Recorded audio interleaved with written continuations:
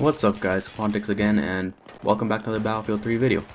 So I had the idea of creating a new series where I'll go over every weapon in Battlefield 3 and give you the basic stats and my own opinions on how to use a gun.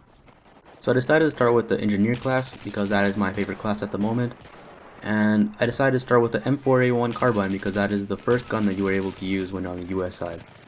So in the background you'll see a bunch of random clips of the M4A1 in action with the variables, different optics, different attachments, just give you a variety of how the weapon can be used.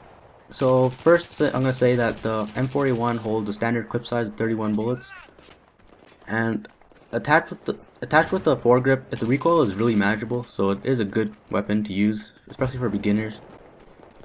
This gun is probably my favorite gun so far in the series because it's just easy to use and it's perfect for a beginner like me. This is my first Battlefield game, so not like an MLG Pro with this, so M4A1 Carbine is perfect suit for me.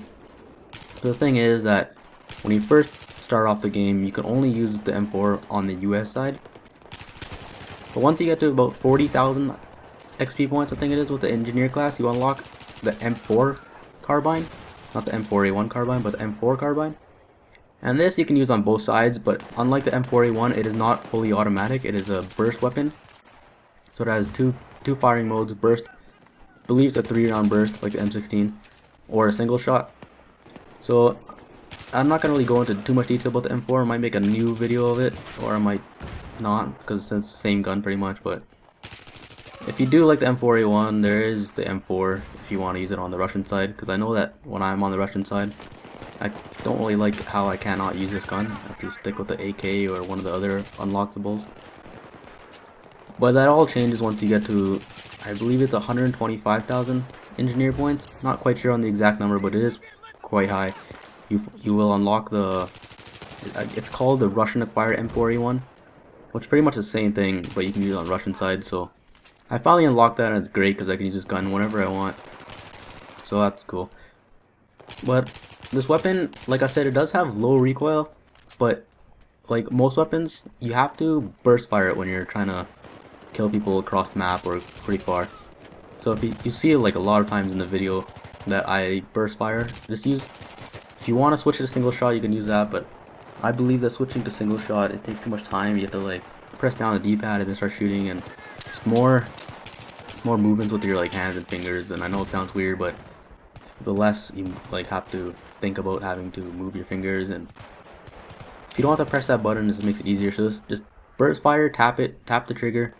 A lot easier than having to switch to mode and then start shooting and switch back to your automatic mode. At least for me, but it might be different for you. So my favorite attachments for this gun, I'm gonna have to say that the I believe it's a red dot sight, the one with the crosshairs. The optics is my favorite. The holographic is alright, I guess, but I think the holographic, for me at least, the reticle is too big and it takes a lot of my vision away. This blocks a lot of stuff, so I don't really like it too much.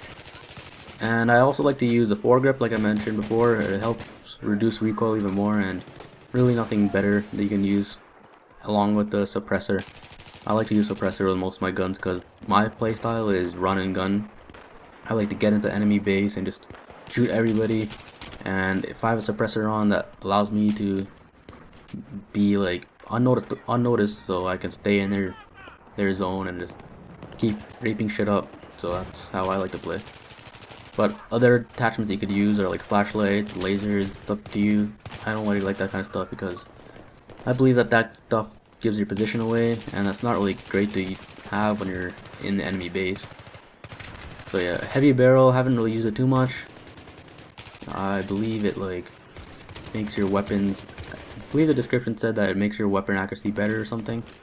I have no idea, I don't really use it, didn't really find too much of a difference. So I continue to stick with suppressor, but it might change later because I really haven't used it too much, but I'll probably start experimenting more. Variables, scopes, like such as what is it called, the ACOG scope. Actually, when I actually used it to get some gameplay for this video, it actually worked quite well. Like, I was able to kill people from long ranges very easily, and it's very nice. But I don't like how it's a little harder to kill up close, and since I rush a lot, Up close gameplay is mainly what I face, and if I can't kill fast enough with up close combat, then it's not really gonna help me too much. So I stick with the red dot sight, suppressor, and the foregrip. So guys, the video is about to wrap up. If you guys liked it, I'll appreciate a like, and I'm probably gonna start the new gun pretty soon, so keep an eye out for that.